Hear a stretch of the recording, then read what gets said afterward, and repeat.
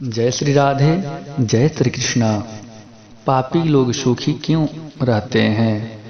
व्यास मुनि और कीड़े का यह संवाद।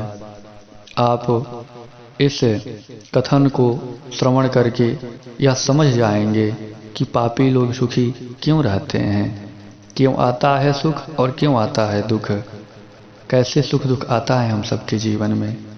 यह कथन श्रवण मात्र से आपकी दिव्य दृष्टि जागृत हो जाएगी और आप यह समझ जाएंगे कि पापी लोग सुखी क्यों रहते हैं। सज्जनों, भगवान व्यास मुनि का नाम आपने सुना ही होगा, जो महाभारत के साथ साथ 18 पुराणों के रचयिता हैं, जो स्वयं भगवान विष्णु के अवतार हैं। उन्होंने भूत, वर्तमान और भविष्य जानने की दिव्य दृष्टि प्राप्त थी। इसके साथ साथ वे कीड़े मकोड़े, पशु पक्षी सभी जीवों की भाषा समझते थे। एक बार की बात है, भगवान व्यास जी कहीं जा रहे थे तो रास्ते में उन्होंने एक कीड़े को बहुत तेजी से भागते हुए देखा। तो व्यास मुनि ने उस कीड़े की भाषा में उससे पूछा, क्यों भाई, तुम इतनी तेजी से क्यों भागे जा रहे हो? तुम पर क्या विपत्ति आने वाली है?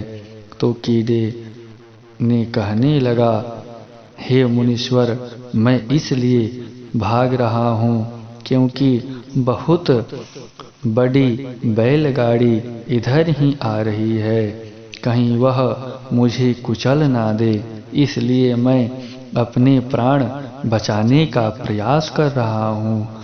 अपने प्राण तो सभी को प्रिय होते हैं ना? व्यास मुनि कहने लगे,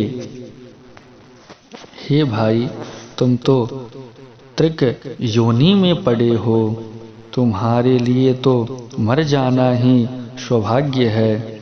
मनुष्य आदि मृत्यु से डरे तब तो ठीक है, तुम्हें यह कीट शरीर छोड़ने का इतना भय क्यों है? कीड़ा कहने लगा, हे महेश्वर, मुझे मृत्यु से भय नहीं है। मैं तो यह सोचकर भयभीत हूँ कि मुझसे भी अधिक अधम और भी कीट की योनियां हैं। मैं कहीं मरकर उन योनियों में न चला जाऊं। व्यास मुनि ने कहा, हे कीट, तुम भय ना करो, मैं तुम्हें जब तक मनुष्य शरीर में ना पहुंचा दूंगा तब तक तुम्हारा जन्म जिन योनियों में होगा, मैं तुम्हें उन योनियों से छुटकारा दिलाता रहूंगा। सज्जनों, व्यास मुनि के इस प्रकार समझाने पर वह कीड़ा फिर से मार्ग में लौट आया और बैलगाड़ी के पहिए में दबकर मर गया। मरने के बाद उसे कौवा की योनि में जन्म मिला। कौवा के बाद उसे सियार योनि में जन्म मिला। वह जब जब जहाँ जहाँ पैदा हुआ, व्यास मुनि ने जाकर उसे पूर्व जन्मों का स्मरण करा दिया, जिससे वह अति शीघ्र उस योनि से मुक्त हो गया। इस तरह वह जीव कभी शाही, कभी गोहा, कभी मृग तो कभी पक्षी के रूप में जन्मता रहा। व्यास मुनि उनका उद्धार करते रहे। इसी तरह वह चंडाल, शूद्र, वैश्य, क्षत्रिय, फिर ब्राह्मण बना।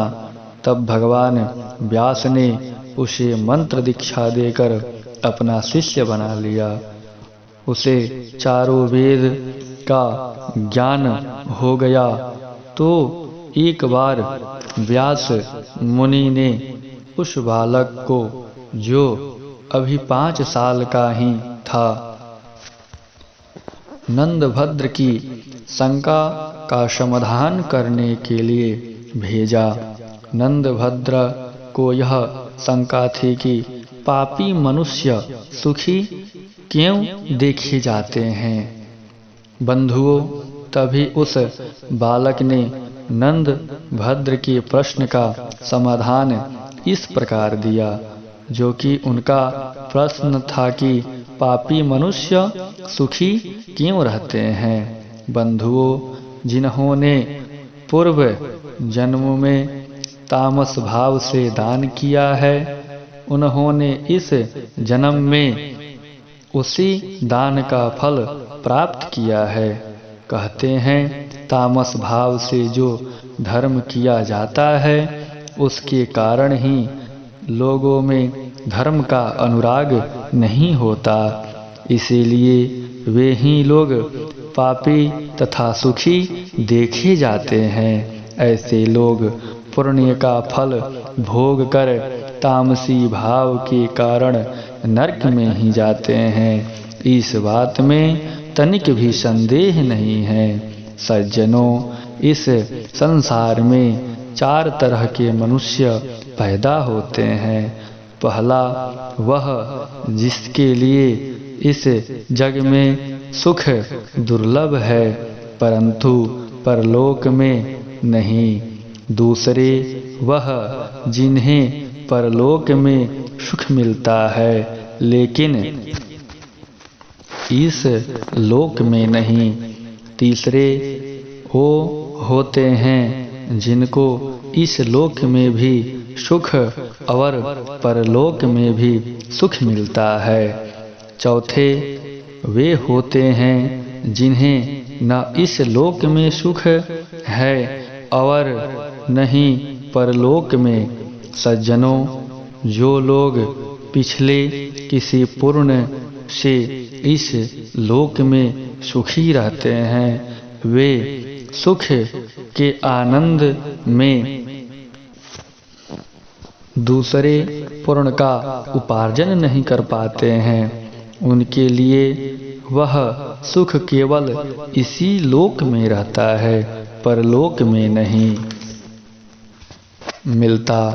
कुछ लोग के पूर्व जन्म के पुण्य तो नहीं होते हैं, किंतु वे तपस्या करके नए पुण्य उपार्जन कर लेते हैं। ऐसे लोगों को इस लोक में सुख नहीं मिल पाता है, तो वे परलोक में सुख प्राप्त करते हैं। तीसरे वे लोग होते हैं जो कि पिछले जन्म के पुण्य से इस जन्म में सुखी रहते हैं और इस जन्म में नए पुण्य उपार्जन भी कर लेते हैं, जिसके कारण परलोक में भी सुखी रहते हैं। ऐसे मनुष्य तो बहुत कम होते हैं जो कि इस लोक में भी तथा परलोक में भी सुखी रहते हैं। चौथे वे लोग होते हैं जिनका पिछला भी कोई पुण्य नहीं है और आगे भी पुण्य का उपार्जन नहीं कर पाते हैं, इसलिए वे लोग यहाँ भी दुखी रहते हैं तथा परलोक में भी दुखी ही रहते हैं। इस प्रकार उस बालक ने नंदभद्र के प्रश्न का समाधान कर दिया। बंधुओं, वही बालक अगले जन्म में कुशारु और मित्रा के पुत्र के रूप में जन्म लिया, जो महर्षि मैत्रेय के नाम से प्रसिद्ध हुए। सज्जनों,